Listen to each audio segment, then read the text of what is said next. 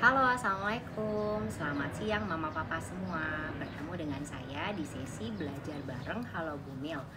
Nah, sekarang udah rame belum ya mama papanya? Oke, udah rame ya. Kita mulai aja yuk. Sebelumnya aku mau perkenalkan diri nih. Halo, perkenalkan saya dengan Dr. Regia Puspa Astari Cini. Dan ini adalah Baby Lasa. Hari ini saya bakal mengisi kelas dari belajar bareng Halo Bumil tentang pijat bayi dan manfaatnya. Nah, perkenalan diri dulu nih. Saya alhamdulillah udah punya 3 orang anak. Dan saat ini saya berpraktek di 2 pelayanan kesehatan, di Polilaktasinya, di Rumah Sakit Permata Depok, dan juga di Bintaro Women and Children Clinic di Jagakarsa. Nah, kalau ini perkenalkan, nama saya panjangnya adalah Baby Lasanya. Tapi panggilannya Baby Lasa, soalnya saya suka sama lasanya. Makanya saya namain bayi saya namanya Baby Lasa. Nah, terus kita mulai aja ya perkenalannya. Untuk pasti mama papa semua kan pasti baru pertama kali mungkin dengar ya tentang CIMI itu yang ada di nama saya. CIMI itu sebenarnya apa sih? Jadi CIMI itu adalah singkatan dari Certified Infant Massage Instructor. Jadi saya adalah instruktur yang bersertifikasi internasional untuk memandu mama dan papa memijat si kecil. Jadi pijatnya itu sama orang tuanya, bukan sama orang lain. Nanti kita bahas di bagian manfaatnya ya. Nah, sekilas tentang CIMI nih, saya juga pengen memperkenalkan tentang IAIM, di mana CIMI itu dinaungi oleh IAIM atau International Association of Infant Massage. Dan ini skalanya sudah internasional atau sedunia. Nah, IAIM chapter Indonesia di Indonesia disebutnya dengan PERPIBI, yaitu adalah Perkumpulan Instruktur Pijat Bayi Indonesia. Nah, di sini itu memang kita akan mengajarkan orang tuanya untuk mijat bayinya. Nah, setelah itu sekilas ya tentang CIMI, IAIM, dan PERPIBI. Nah, kita sudah mulai ya, kita masukin materinya ya. Nah, dimana tahun pertama itu kan penting banget ya, krusial banget bagi seorang mama, seorang papa ya, orang tua baru, dan bagi si kecil yang baru lahir, dimana kita pasti banyak banget kan adaptasinya terhadap berbagai hal ya, dan kita pasti pengen dong mengoptimalkan pertumbuhan dan perkembangan dari si kecil nih. Oleh karena itu, selain menyusui dan juga MPASI, penting banget untuk mama papa belajar tentang pijat bayi.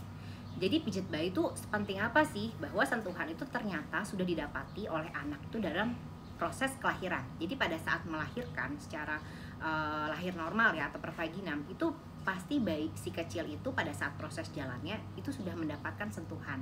Itu adalah sentuhan pertama yang didapat oleh seorang anak.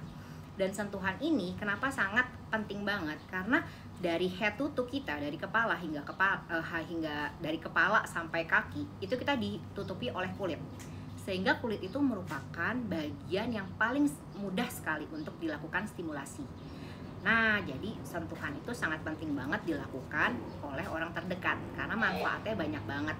Jadi manfaatnya itu ada 4 ya, ada 4 payung besar. Yang pertama adalah interaksi, dimana pada saat kita memijat bayi itu ada interaksi yang bagus antara pemijat dan yang dipijat. Kalau misalnya sekecil yang dipijat, interaksinya akan sama yang pemijat. Yang paling bagus adalah orang tuanya atau orang terdekat, misalnya mamanya, papanya, terus neneknya gitu ya, orang-orang yang memang untuk menciptakan bonding antara bayi dan orang-orang sekitarnya. Setelah itu dari interaksi pun itu penting banget ya, karena verbal non verbal akan terstimulasi di situ. Jadi bayi itu pun akan meningkatkan interaction dengan sekitarnya gitu ya.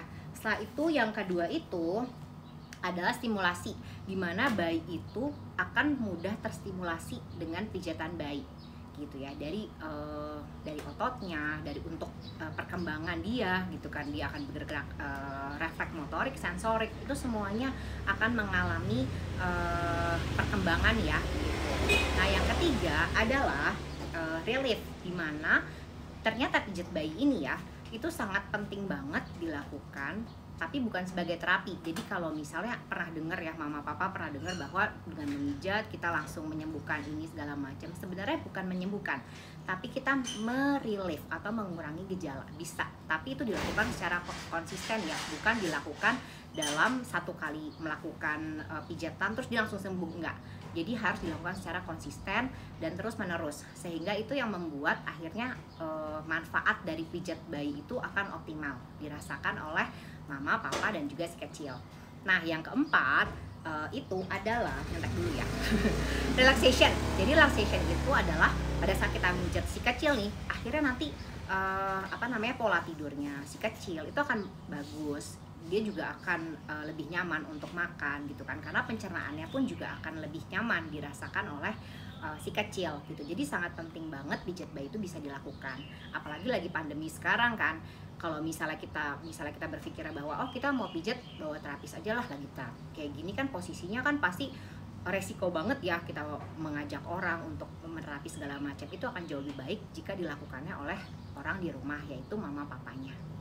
Nah, terus yang dipijat itu sebenarnya bayi itu dari usia berapa sih gitu kan? Paling sering ya dari lahir tuh bisa dilakukan pemijatan gitu ya. Jadi pada saat kita memberikan pijatan atau sentuhan pada anak, pada si kecil itu ya, jadi bukan pressure atau kekuatan dari pijatan sih yang sebenarnya kita pengen kasih ya. Beda sama kalau kita mijat misalnya suami kita gitu, karena kita pasti akan pressure-nya, akan gerakannya akan lebih kuat ya, karena kalau nggak kuat pasti bakal kayak nggak berasa gitu. Sedangkan kalau di bayi itu sebenarnya pada saat kita menyentuh aja kayak gini, dia sudah merupakan sentuhan, jadi stimulasi bagi si kecil gitu. Jadi sebetulnya akan berbeda ya. Jadi dari lahir itu sudah bisa dilakukan, apalagi nanti biasanya akan berlanjut nih, apalagi anak saya kan ada 3 nih.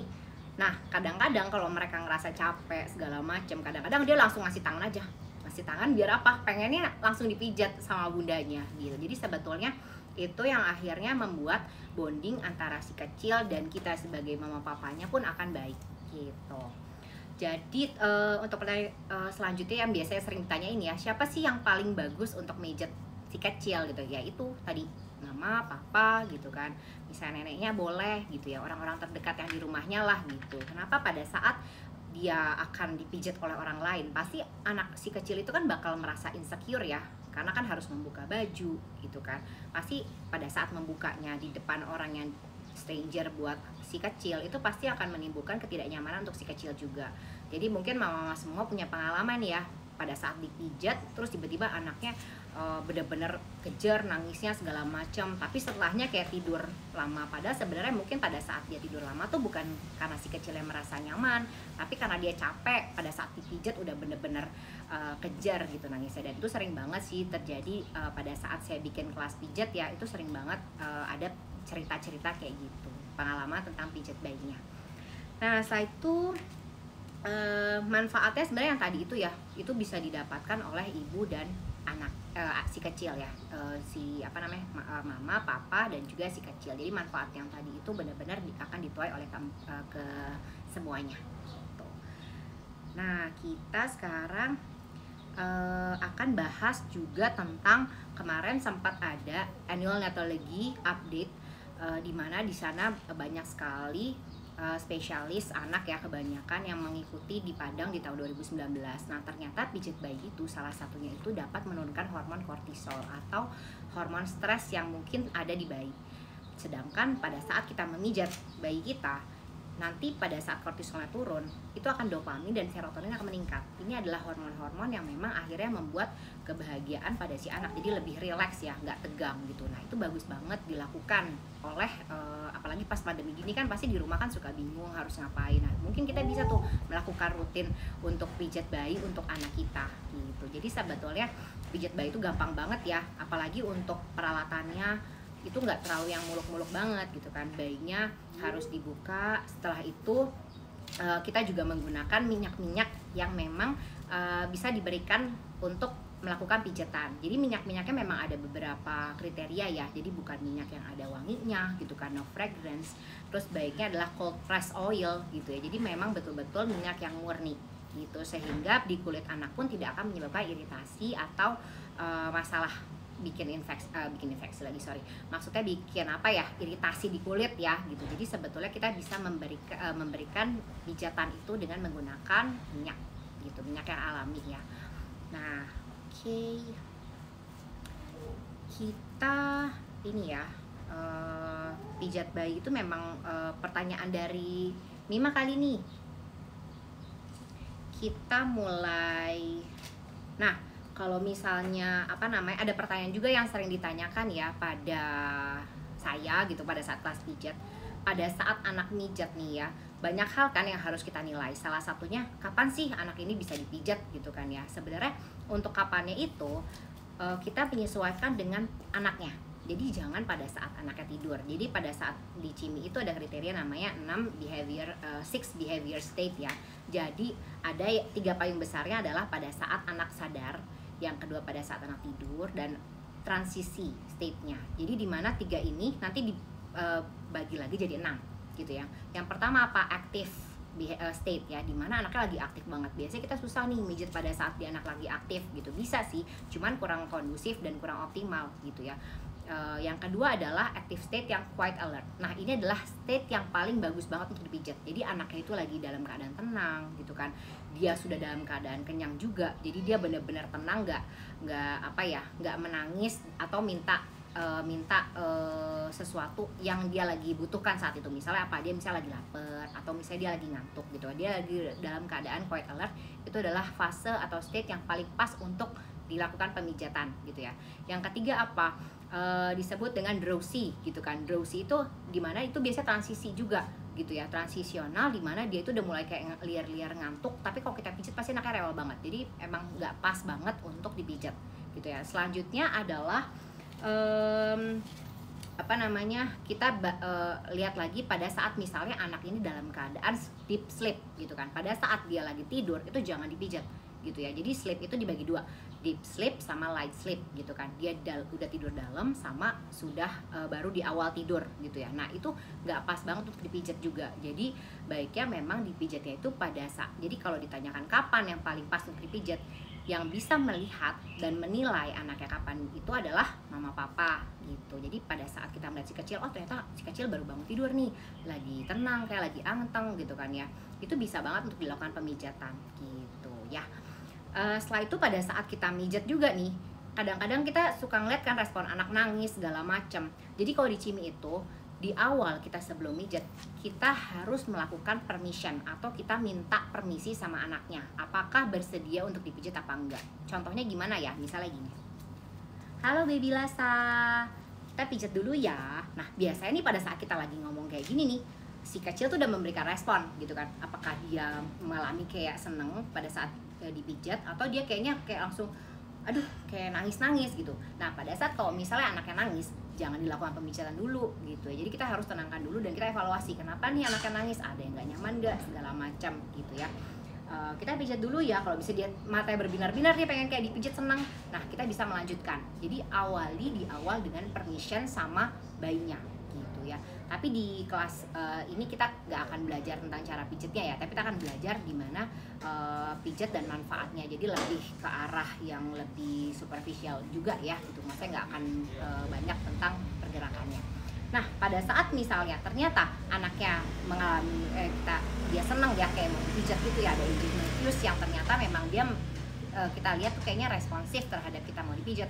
Nah, kita bisa lanjutkan. Tapi kalau misalnya ternyata dia memberikan cues yang kayak disengagement cues, nah baiknya adalah kita tunda dulu gitu. Hal yang bisa kita lakukan itu ada 3 hal ya. Yang pertama adalah kita bisa melakukan resting hand. Jadi resting hand itu kita cuman kayak gini aja gitu ya. Gini aja bayi itu udah terasa nyaman ya gitu. Jadi sentuhan yang bukan yang heboh banget gitu pijatannya, tapi ternyata si kecil tuh udah nyaman sekali pada saat kita lakukan resting hand. Cuman kita sentuh aja gitu ya, sambil kita belai-belai dikit gitu. Itu bisa merupakan sentuhan dan stimulasi untuk si anak juga gitu ya. Yang kedua adalah kita containment hold. Jadi containment hold itu mungkin pasti udah sering banget dilakukan ya. Gimana? Biasanya kayak gini gitu ya. Kita melakukan kayak gini sambil kita tatapan eye contact gitu ya. Kita sambil ajak ngomong gitu. Gimana Lasa? Kita mau pijet nih, masih mau pijet nggak gitu. Jadi kita harus tetap ajak bayinya komunikasi. Walaupun kayaknya bayinya tuh kayak tidak memberikan responsif yang banyak ya. Mungkin kita merasa kayak si kecil ini nggak akan memberikan respon yang banyak banget gitu loh, atau kita ngeliat kayaknya nggak ngerti deh apa yang kita omongin. Tapi sebenarnya si kecil tuh akan memahami gitu loh. Dia akan belajar verbal dan non verbal itu ya dari mama papanya gitu ya. Terus containment hold juga bisa kayak gini ya, pasti mama papa juga udah pernah melakukan kayak gini ya, udah sering. Nah, ini adalah stimulasi sentuhan yang dasar banget gitu ya. Nah yang ketiga, kalau misal ternyata si kecil kayak menolak untuk dipijat ya, atau mungkin di awal-awal kayak dia harus penyesuaian dulu ya atau adaptasi dengan pijatan. Nah bisa juga melakukan relax sih, gerakan relax. Jadi gerakannya adalah kayak gini, pegangnya seperti ini ya. Nah dia akan kayak gini, tapi ini harusnya dibuka dulu ya. Ini harusnya saya buka dulu. Pastikan kalau pijat bayi pun dibuka bagian yang akan dipijat gitu ya. Nah kita buka dulu ya lah saya, sambil kita ajak ngomong tuh bayinya ya. Nah kalau mama papa lihat ya, di sini sebenarnya ada berhubungan banget dengan pencernaan ya, bahwa di sini paling krusial banget, dan saat ini banyak banget yang suka bermasalah kan dengan misalnya pencernaannya ada kolik gitu kan, atau anaknya terasa kembung. Nah itu bagus sekali untuk pijat bayi, tapi pijat di bagian perut ini sangat krusial banget. Jadi kalau misalnya gerakannya salah, pasti itu tidak akan mengurangi gejala, justru akan memperbanyak, malah bikin gejala gitu ya. Nah sebenarnya ini harus dilakukan dengan cara yang betul, jadi penting banget untuk kita belajar ya. Nah kita buka nih, biasa kita buka dulu ya bajunya ya gitu. Kita buka. Nah pada saat misalnya ternyata kita udah permission, kita udah minta izin, ternyata babynya nggak memberikan respon yang baik ya, tidak menerima, nah kita bisa melakukan relax. Relax itu kayak gini, relax ya, bagian perut. Bisa juga kita melakukan bagian relax, relax. Pada saat kayak gini aja, pada saat kita ngobrol ya, atau di depan anak melakukan eye contact segala macam, itu pasti membuat anaknya sudah lebih terstimulasi juga oke ya gitu. Jadi nggak perlu gerakan-gerakan yang terlalu banyak ya, atau yang sekarang kan juga banyak sekali ya pijatan-pijatan yang di luaran. Nah untuk Cini kita tidak diperkenankan untuk melakukan rekaman gerakan dan menguploadnya di sosial media. Karena kenapa? Pada saat kita melakukan belajar ya, memandu mama dan papa untuk mengajari si kecil, itu kita biasanya pada saat kita ngeliat gerakan ini kadang suka salah. Nah di situ adalah peran dari Cini untuk memandu dengan cara yang betul. Kalau misalnya ternyata caranya salah, pasti kita akan ngomong, mama kayaknya gerakannya agak kesini deh, atau agak kesana. Jadi kita akan memberikan respon atau face to face ya. Makanya itu sangat penting sekali untuk belajar pijat bayi. Karena memang kalau misalnya gerakan dan tekniknya mengajar salah ya, cara mijitnya itu pasti bikin gejalanya bukannya tambah membaik, tapi justru malah bikin nggak nyaman si kecilnya gitu ya. Dan dari Cini itu, kita itu foundernya itu adalah Vimala Mikler. Nah si Vimala Mikler ini, dia itu ternyata menggabungkan beberapa gerakan dari teknik Hindian, dari Swedish ya, dari reflexology principle, dan juga yoga. Jadi menggabungkan semua gerakannya itu ke dalam suatu panduan yang akhirnya dia keluarkan lewat bukunya, namanya Handout for Loving Parents. Jadi di situ adalah cerita gimana caranya, dan manfaat dari pijat bayi itu sangat penting banget, dan manfaatnya banyak banget gitu ya. Nah sekarang kita pakai bajuin dulu ya. Setelah pijat pastikan bayinya dipakein baju, jangan ditelanjangin aja. Nah sekarang kita mulai sesi tanya jawabnya ya. Mungkin mama papa udah merasa banyak pertanyaan banget kali ya, karena ternyata katanya pertanyaannya banyak banget dari yang kemarin masuk ke Halo Bumil. Kita lihat ya. Oke, pertanyaan pertama dari Mama @rizkairfa_14. Banyak yang bilang baby newborn sebelum 14 hari belum boleh dipijat. Emang iya dok? Nah sebenarnya kalau misalnya pada bayi yang baru lahir itu boleh dipijat, tapi memang sentuhannya pasti nggak akan berbeda ya dengan misalnya bayi yang pada saat usia 1 tahun atau 2 tahun. Makin besar itu kan kadang-kadang pressure-nya harus ditambah. Tapi pada bayi itu sebenarnya boleh dipijat gitu, tapi dipijatnya sama mama papanya, jangan sama orang lain gitu. Karena pasti newborn itu pasti merasa insecure banget, karena pada saat lahir aja dia banyak banget hal yang harus diadaptasi kan gitu, dari lingkungan ya kan, dari bising gitu kan. Pada saat di dalam perut mungkin kan kebisingan nggak terlalu bikin stressful untuk si kecil ya, tapi pada saat si kecilnya sudah lahir itu merupakan suatu stressful juga gitu loh, dari faktor-faktor lingkungan, bisa juga dari suhunya gitu. Jadi sebetulnya kalau misalnya pertanyaannya tentang pijat ya, apalagi yang pijat perut yang tadi itu, pokoknya selama tekniknya betul itu boleh dilakukan dari usia baru lahir gitu, sampai usianya kapan, sampai besar juga boleh gitu. Jadi betul boleh, tapi harus dengan teknik dan cara yang betul. Oke. Nah, untuk pertanyaan kedua ya, dari Mama Diah Ratna 07. Pijat perut bayi boleh atau tidak ya? Kalau misalnya boleh, caranya gimana ya, Dok? Nah, ini juga sama kayak tadi ya yang sebelumnya, bahwa dari newborn terus dari udah agak besar itu boleh banget untuk dilakukan pemijatan. Dari head to toe boleh ya, dari perut, dari dada, dari punggung itu boleh. Tapi memang pijatan di perut itu sangat krusial yang tadi saya jelaskan itu, bahwa pada saat gerakannya betul itu akan memberikan feedback positif untuk si kecil.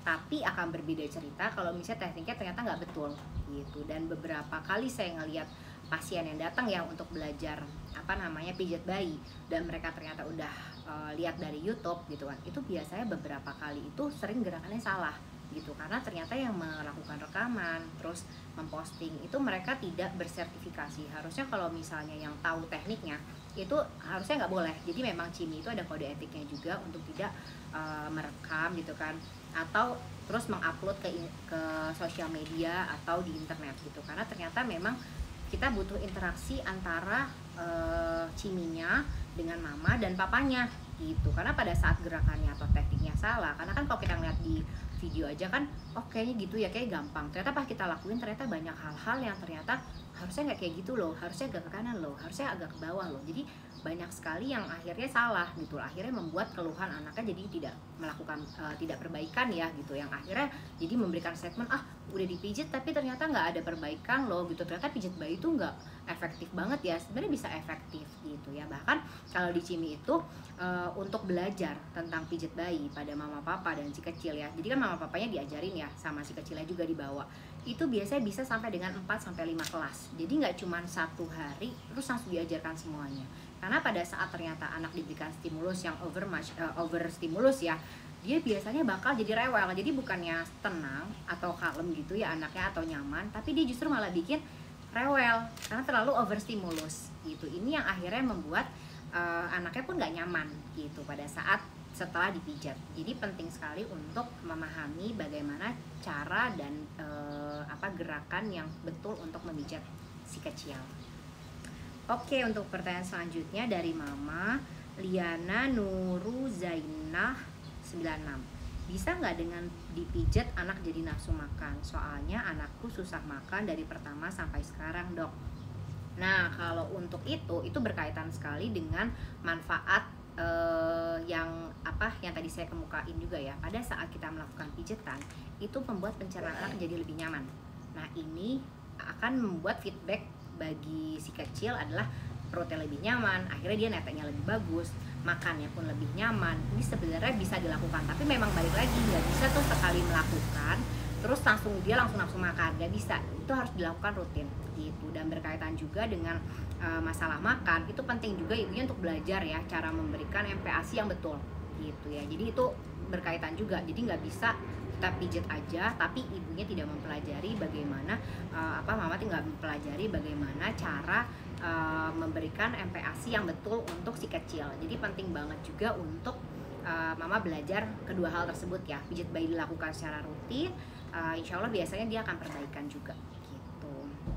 Lanjutan selanjutnya ya dari Mama Rizal Laba-Laba 72020. Bayi maksimal dipijat berapa kali sebulan, Dok? Nah, kalau misalnya berapa kali dalam sebulan, sebetulnya bahkan tiap hari itu boleh. Tapi balik lagi bahwa yang memijat itu adalah orang tuanya atau mama sama papa gitu ya. Jadi bukan dipijat oleh orang lain. Kenapa sih nggak orang lain?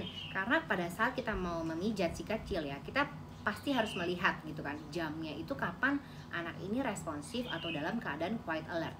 Jadi kita harus menilai kan, yang paling gampang menilai siapa?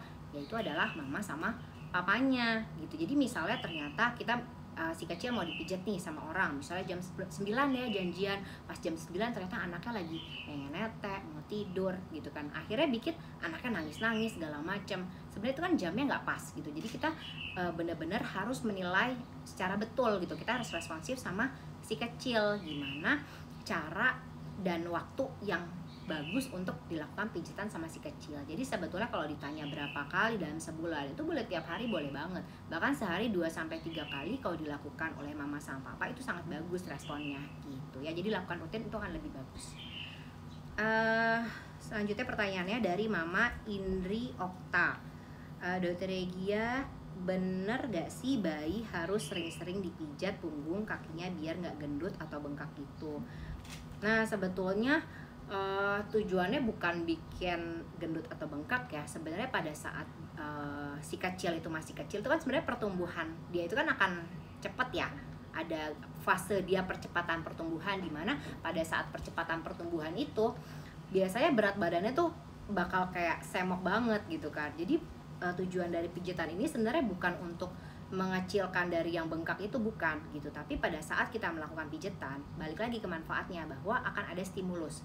Kita merangsang dari secara motorik sensoriknya ya, sehingga anak itu lama-lama dia akan, karena sering terangsang, itu yang membuat anak itu jadi terstimulasi untuk motorik dan sensoriknya juga. Jadi yang kita mau goalnya itu di situ, kita menstimulasi dengan cara yang betul. Jadi kalau tujuannya untuk kayak mengurangi gendut dan segala macam sih enggak ya, atau bengkak di kaki enggak gitu. Justru pada saat misalnya ternyata anaknya si kecil habis jatuh ya misalnya, terus kita langsung pemijatan, itu sangat berisiko sekali. Jadi pada saat misalnya dia jatuh, kita harus evaluasi, jangan dipijat. Itu kan sering banget ya di masyarakat yang habis jatuh terus langsung dipijat. Nah ini sebenarnya juga beresiko sekali ya, apalagi kalau anak itu sering banget terjadi namanya kalau misalnya ada fraktur kecil ya, atau kayak patah ya, atau retak. Itu kalau dipijat itu bisa menimbulkan pressure gitu. Jadi sebetulnya pada saat misalnya ada kejadian si kecil jatuh, itu tunda dulu untuk pemijatan di daerah tersebut, karena kita harus evaluasi lagi nih. Karena kalau misalnya patah tulang atau retak pada anak itu berbeda sama orang dewasa.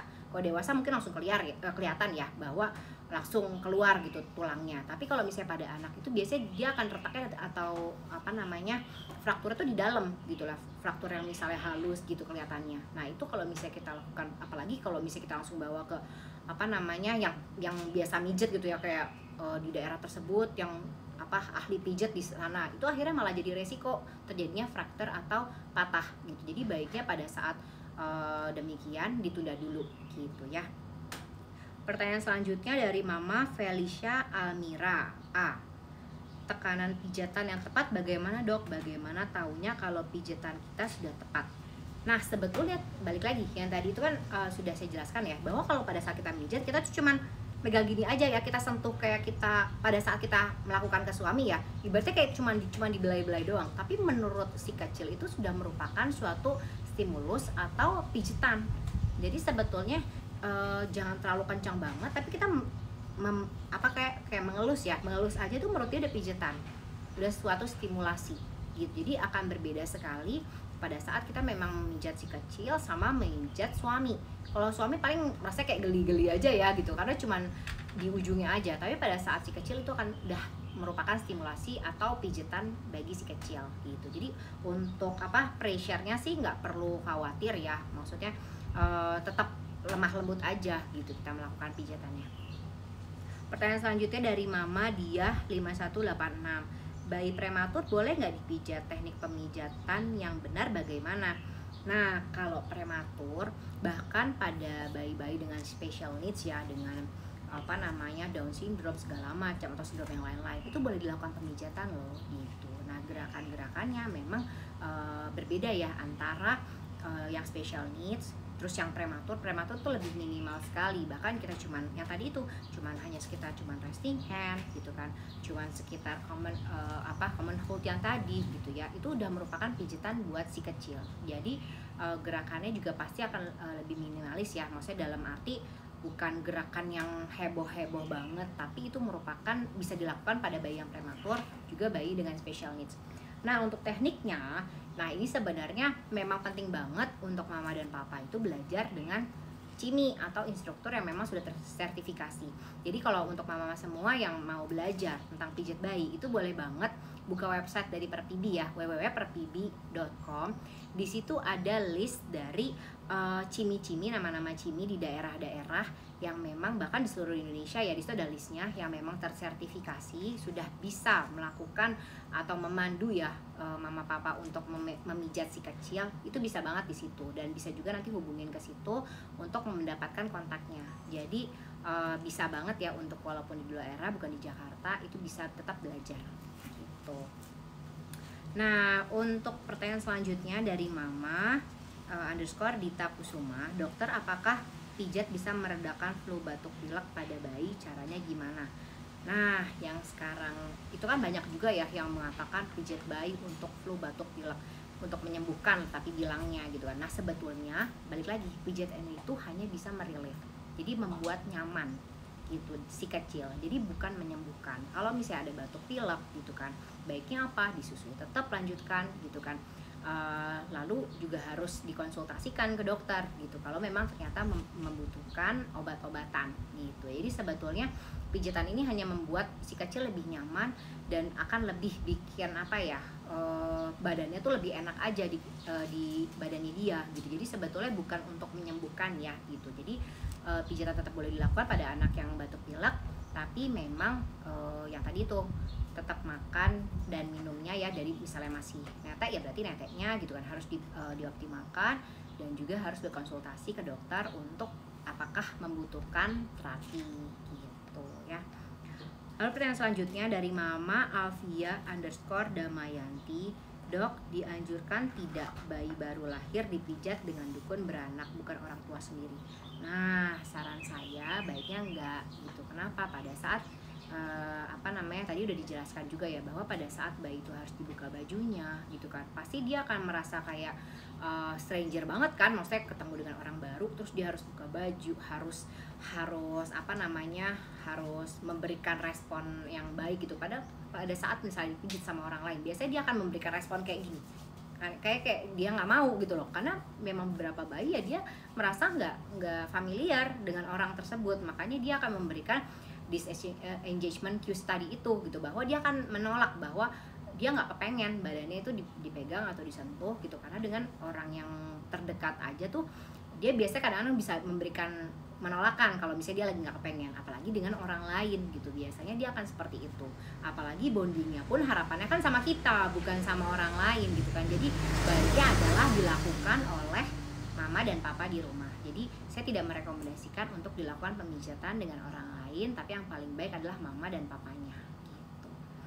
Untuk pertanyaan kedua dari mama Hermajesti KBN ya, dokter, biasanya kalau dipijat cukup pakai baby oil saja, dok? Nah, untuk masalah oil tadi udah dibahas juga ya, bahwa tentang minyak itu kita menggunakan minyak yang organik atau cold press vegetable oil. Jadi memang minyaknya itu bukan pakai baby oil. Kenapa bukan pakai baby oil? Karena itu mineral oil. Jadi pada saat sampai ke kulitnya si anak itu bukan diserap, tapi dia justru bakal cuman nggak bisa karena dia sintetis juga kan. Jadi dia justru malah bikin mengendap di kulitnya. Jadi nggak meresap. Nah, itu yang membuat kadang-kadang jadinya malah nggak nyaman juga gitu, menutupi pori-pori si kecil. Jadi baiknya adalah cari minyak yang bisa dimakan, gampangnya sih gitu. Jadi minyak yang bisa dimakan dan tidak ada pengharumnya atau parfumnya gitu ya. Jadi pada saat kita memijat dengan minyak itu paling aman, karena itu bisa pori-porinya si kecil tidak akan tertutup gitu ya, tetap dan aman sekali. Karena si kecil itu kan sering banget ya masukin tangan ke mulut. Nah, pada saat kita menggunakan yang baby oil gitu kan, itu kan sangat tidak aman sekali bagi si kecil gitu ya, pada saat dipijat dengan minyak-minyak kayak gitu. Terus essential oil biasanya pertanyaan juga. Nah, kalau essential oil itu kan adalah minyak oil yang ada senyawanya. Bahkan cara penggunaannya aja itu pakai dosis gitu kan, karena memang ternyata ada senyawa aktif atau zat aktif yang ada di dalam si oil itu. Jadi memang baiknya tidak diberikan juga atau dilakukan pemijatan dengan essential oil gitu. Jadi lakukan pijatannya ya dengan minyak yang organik itu. Nah, pertanyaan berikutnya dari Mama Dina Putri Nidi, pemijatan bayi ngaruh nggak buat ringanin kolik kembung bayi?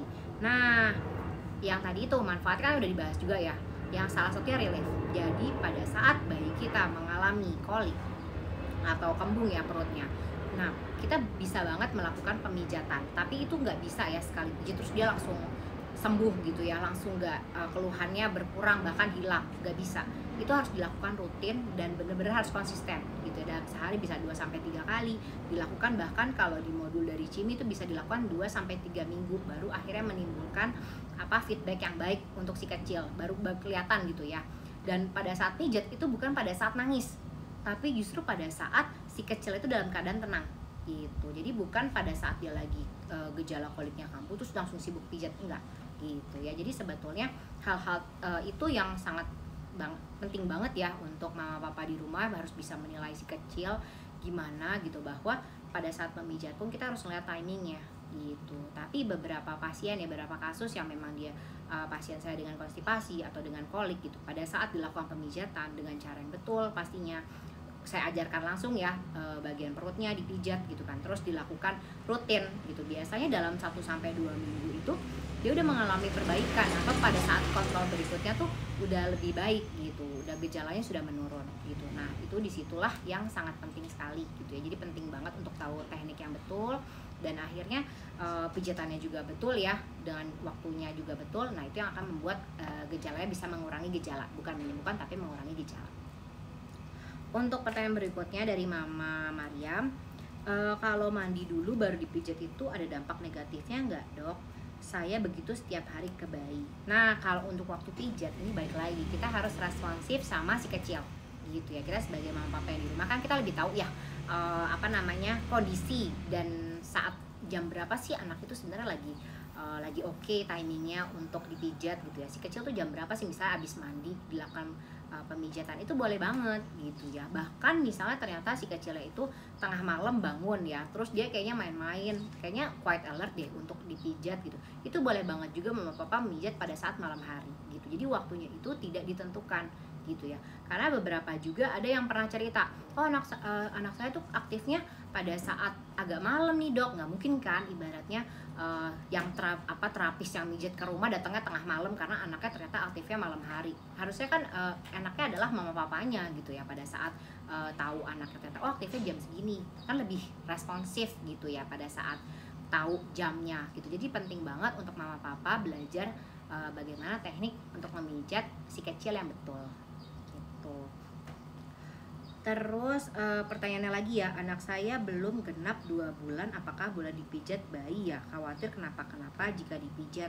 Nah yang tadi itu pijat bayi itu boleh dilakukan dan diberikan pada newborn, bahkan baru lahir itu boleh gitu. Bahkan yang tadi itu yang saya gerakin yang contohin itu ya tadi, resting hand, terus containment hold gitu ya, terus dan relax, itu bisa dilakukan dari masih kecil gitu ya. Jadi 2 bulan boleh banget untuk dilakukan pemijatan. Selanjutnya pertanyaannya nih mak, pertanyaannya belum diupdate. Pasti pertanyaannya pasti di rumah ini ya, banyak banget yang udah ini. Oh ya. Nah untuk daerah, pertanyaan coba aku bacain ya.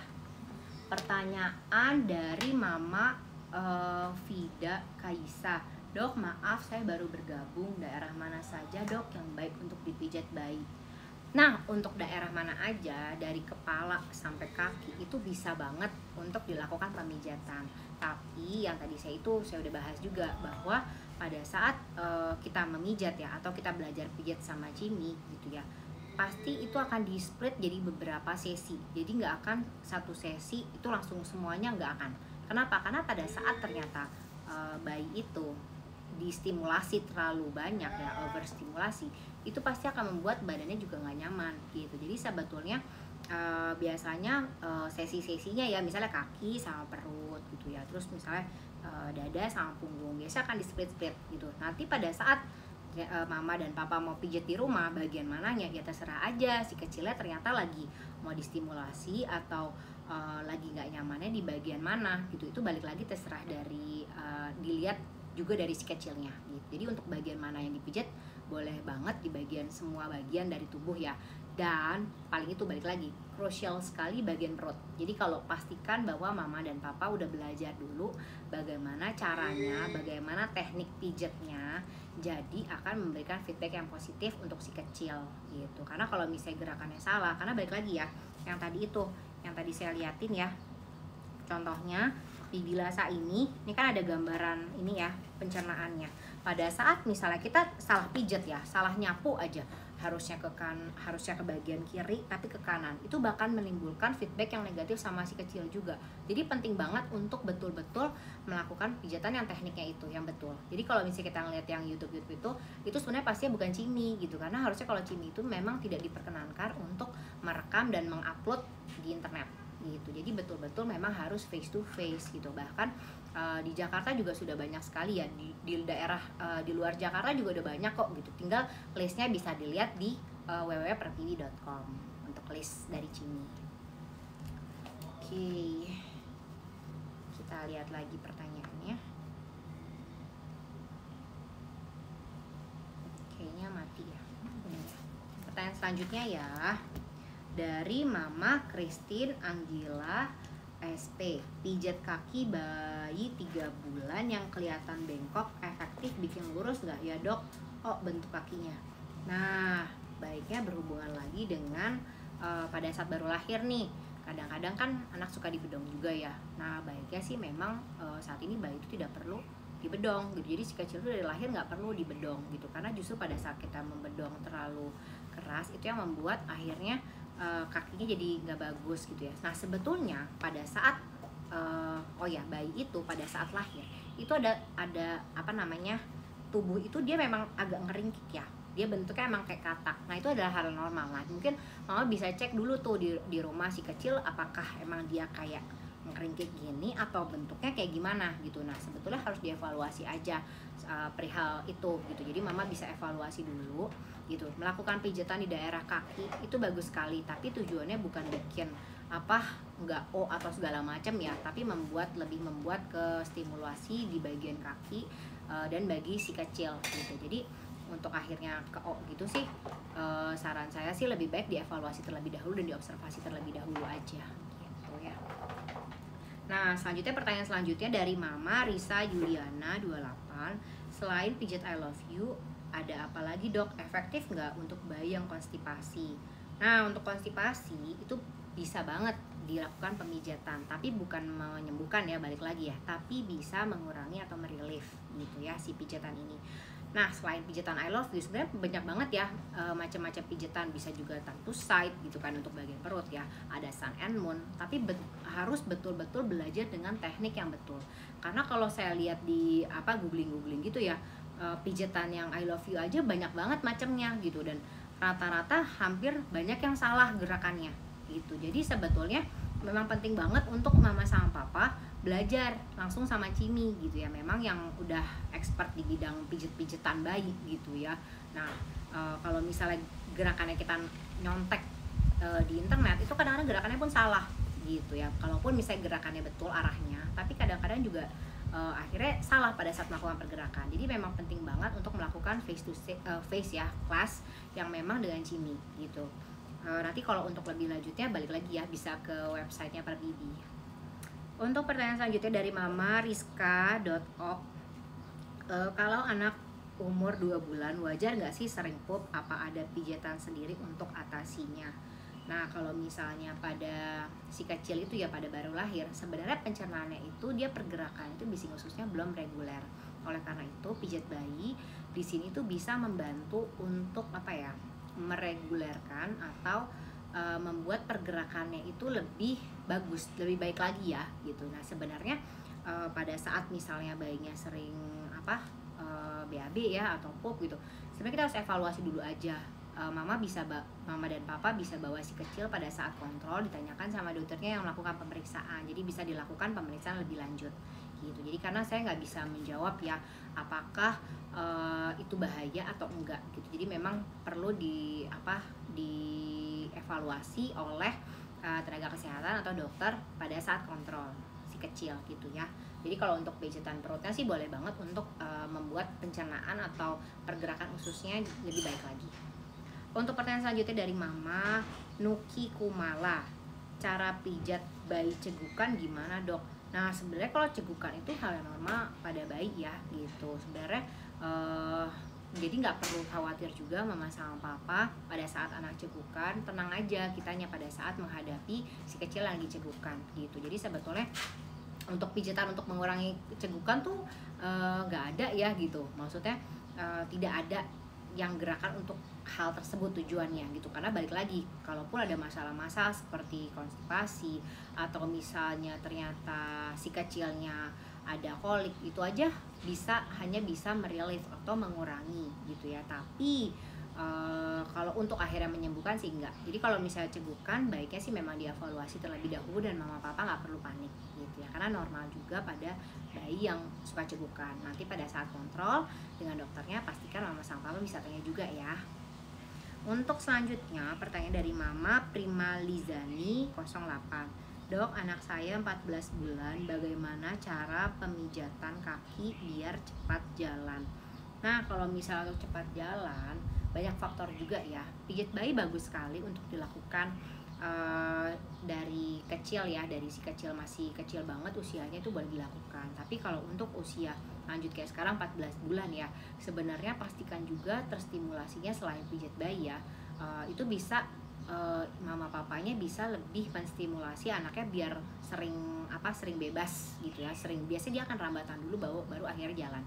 Jadi nggak langsung berdiri terus langsung jalan, nggak juga gitu. Tapi biasanya memang ada tahap-tahapan stepnya sampai akhirnya si kecil akan berjalan gitu. Tapi pijat bayi bisa banget ya untuk akhirnya membuat menstimulasi kakinya gitu, telapak kakinya gitu ya. Kita bisa melakukan sentuhan-sentuhan di telapak kakinya, di bagian kakinya gitu ya. Nanti pada saat, dan itu bisa dilakukan rutin, bisa sampai 2-3 kali di rumah gitu ya, untuk menstimulasi juga gitu ya. Jadi dilakukan rutin bagus banget dan bisa membantu stimulasi untuk si kecil berjalan juga. Tapi pastikan mama sama papa juga jangan khawatir banget pada saat si kecil yang udah mau rambat, udah mau apa, kadang-kadang kan kita langsung ketakutan ya, takut jatuh segala macam. Nah itu adalah proses belajar. Jadi pastikan juga mama sama papa membuat medan di rumah ya, itu juga aman buat si kecil untuk belajar berjalan. Selanjutnya dari Mama Marianing Dwi, saat dipijat bayi menangis, apakah lanjut pijat atau berhenti? Baiknya adalah berhenti. Tadi balik lagi yang state tadi itu ya, yang ada 6 state, salah satunya ada crying. Dimana pada saat di crying itu, pada saat dia menangis, baiknya ditunda dulu pijatnya. Kita harus evaluasi apa yang dibutuhkan si kecil saat itu.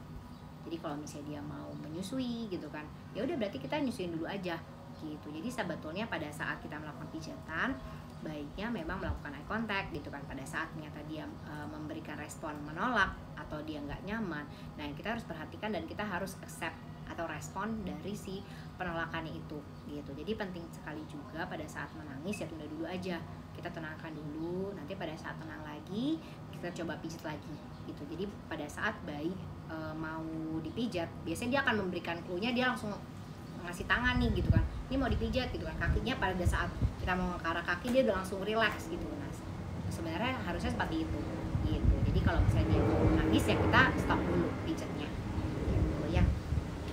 Pertanyaan selanjutnya dari Mama Rain A21. Halo, bayi keseleo, boleh dipijat nggak dok tadi? Kurang kedengeran tadi. Maaf lagi di rumah ya, deket lapangan terbang. Jadinya agak-agak ini ada yang lewat gitu ya. Nah, tadi pertanyaannya aku ulangi lagi ya. Mama Rain A21.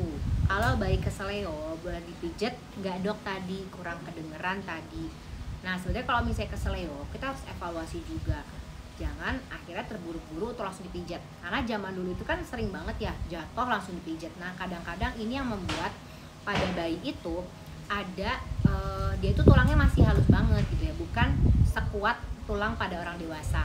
Ini yang akhirnya membuat anaknya itu pada saat misalnya keseleo terus ada yang mungkin ada yang retak gitu ya, jangan sampai sebetulnya ya, tapi misalnya ada kejadian yang retak atau mungkin dia udah ada fraktur atau retakan gitu ya, atau dia mungkin agak remuk gitu ya bagian tulang, itu bisa banget gitu loh. Tapi itu biasanya nggak menimbulkan gejala langsung. Nah pada saat kita pijat, kadang-kadang yang tadinya frakturnya atau apa namanya, geseran dari si tulangnya itu, retaknya itu dikit, tapi pada saat kita kasih pressure kadang-kadang malah jadinya nggak nyaman gitu. Baiknya gimana kalau kesel, yuk kita melakukan sentuhan aja, kita melakukan resting hand yang tadi aja, jadi kita sentuh gini aja. Jadi kalau jangan dipijat gitu. Kalau pada saat kita pijat, resikonya apa? Bisa terjadi green fracture, atau dia bakal malah bisa jadi remuk ya, atau bisa jadi jadi patah.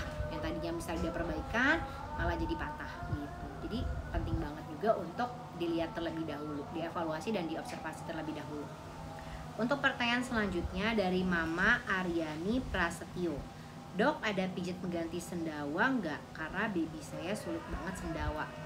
Nah sebetulnya kalau misalnya neteknya bagus ya, atau dia baik ya, sebenarnya nggak akan ada udara yang masuk gitu ya. Ini berhubungan juga dengan tema menyusui ya, bahwa kalau misalnya dia posisi dan pelekatannya bagus, pastinya dia nggak ada udara yang masuk gitu. Jadi kalau misalnya ada, kita nggak maksudnya nggak mesti banget, nggak wajib banget untuk menyendawakan bayi gitu. Kadang-kadang malah pada saat setelah menyusui nih terus kita sendawain, kadang-kadang dia juga justru malah kebangun gitu. Jadi sebetulnya untuk bayi itu tidak wajib sendawa. Kayak kita aja ya, orang dewasa, misalnya kita sama-sama makan sama temen, tapi kita nggak sendawa, temen saya misalnya sendawa, itu sebenarnya balik lagi nggak wajib untuk sendawa kok gitu. Yang penting kita tetap mengoptimalkan, melakukan tummy time juga ya, rangsangan dimana si bayinya itu kita agak tengkurapin ya. Jadi tengkurapin kayak gini itu, kayak di dada itu adalah namanya tummy time gitu. Pada saat kita kayak gini, kita sebenarnya juga menstimulasi si kecil gitu ya. Kita melakukan stimulasi pada si kecil gitu. Nah untuk pertanyaan selanjutnya dari Mama Siti Zubaidah. Apakah anak lagi panas atau demam boleh dipijit atau diurut? Nah sarannya adalah kalau pada saat lagi demam itu kan berarti ada tanda-tanda infeksi atau lagi dalam keadaan ada inflamasi ya gitu. Baiknya adalah pastikan dulu anaknya istirahat dan mendapat nutrisi optimal dulu. Jadi jangan langsung buru-buru dipijat untuk tujuannya untuk bikin dia sehat, jangan. Justru kita harus yang duluan kita lakukan adalah kita penuhi dulu nutrisi dari menyusui dan makannya juga, dan juga istirahat. Itu yang paling penting. Tapi kalau untuk akhirnya pijat kayak gitu, bisa aja kita melakukan merelief atau mengurangi pain ya pada saat misalnya anak sakit atau tumbuh gigi ya. Misalnya kita melakukan sentuhan kayak gini boleh gitu ya. Jadi pada saat kita melakukan sentuhan ini, kita bisa memberikan sentuhan yang nyaman bagi si kecil gitu. Jadi pada saat jadi si kecil itu pada saat kita sentuh aja, si kecil itu udah merasa bahwa oh udah tenang ya, karena pijat bayi ternyata menenangkan, atau sentuhan dari mama dan papa itu menenangkan gitu. Jadi sebetulnya hal tersebut yang goal kita gitu. Nah untuk pertanyaan selanjutnya dari Mama D Maharania. Gimana caranya pijat bayi yang sudah sangat aktif nggak bisa terlentang lama? Nah pijatan bayi itu posisinya nggak mesti terlentang kok. Jadi bisa banget misalnya dia lagi aktif banget ya, dia pengennya duduk segala macam, ini bisa banget kayak gini. Bisa juga kita sambil naikin kaki ya, naikin kaki gini gitu ya, naikin. Nah bisa juga kayak gini gitu ya. Nah kayak gini tuh bisa dilakukan. Jadi sebetulnya kita harus responsif sama si kecil aja gitu. Misalnya kita mau pijat kayak gini pun bisa banget, sambil kita mijat kakinya gitu ya, mijat tangannya gitu ya, mijat punggungnya, itu bisa banget gitu. Bahkan bisa juga kayak gini juga bisa. Jadi untuk masalah posisi nggak mesti harus terlentang kok. Kadang-kadang misalnya si kecil suka yang kayak gini, atau misalnya yang paling gampang kita misalnya lagi di perjalanan nih di mobil, oh kita mau sambil pijat bayi gitu kan, anak kita biar nggak capek lah segala macam, itu boleh banget sambil kayak gini gitu ya. Jadi sebetulnya pijatan itu nggak mesti terlentang kok gitu. Jadi bisa berbagai posisi, banyak posisi. Nah, wah pertanyaan tadi udah punya pertanyaan terakhir nih. Gak kerasa banget ya udah 1 jam. Saya dan mama papa di sini belajar bareng sama di Instagram Live Halo Bumil tentang pijat bayi dan manfaatnya. Semoga bermanfaat ya. Jadi closingnya untuk hari ini adalah bahwa touch itu atau sentuhan itu adalah stimulasi yang paling mudah dan diberikan oleh mama dan papa. Jadi jangan ragu-ragu untuk langsung belajar bagaimana sih cara pijat bayi dengan teknik yang betul untuk si kecil. Karena pada saat kita melakukan pijatan bayi itu dapat mengoptimalkan pertumbuhan dan perkembangan si kecil. Nah, terima kasih banget untuk Papa Mama dan Halo Bumil udah mengundang saya di sini. Kayaknya antusiasmenya banyak banget ya pertanyaannya dan pada excited banget sama pijat bayi. Gimana ya kalau misalnya kita bikin keluar berikutnya? Pada setuju juga Mama Papa? Coba kita nanti kita tunggu Bima ya kalau misalnya ternyata nanti keluar berikutnya udah habis live ini.